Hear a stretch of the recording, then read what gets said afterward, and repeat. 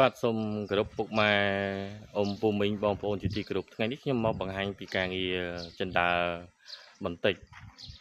កាលពីចាក់ប្លង់សេតាមប្លង់ម្ចាស់ផ្ទះគាត់ដាក់ចដាដែកតែថាគិតថាចដាដែកមិនមាំម្ចាស់ផ្ទះបដូរចិត្តចាក់ចដាបេតុងវិញបាទសម្រាប់ដាបេតុងនេះយើងប្រើថាស2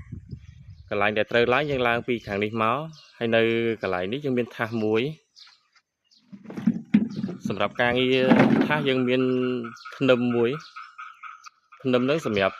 ទប់ជាមួយនឹងថាសចដាដែលឡើងពីខាងនោះមកមានថាសចដាយើងត្រូវចាក់ធ្នឹមខាងនេះមួយសម្រាប់ឲ្យថាសនេះមាំធ្វើឲ្យចដាមាំបាទហើយសម្រាប់ឡើងពីថាសនេះទៅគឺមានចដានៅខាងនេះ4កាមទៀតនៅខាងលើនេះយើងមានថាសមួយទៀត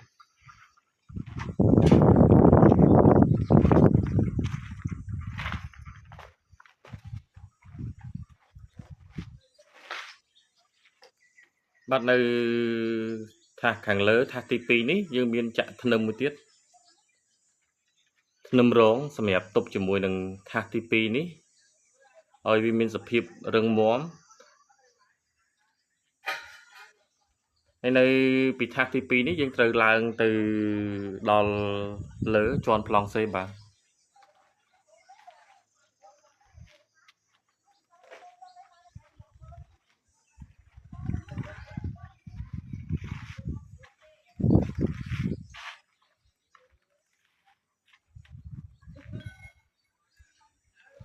ជាចុងក្រោយក៏សូមជូនពរពុកម៉ែអ៊ំពូមីងបងប្អូនទាំងអស់មានសុខភាពល្អ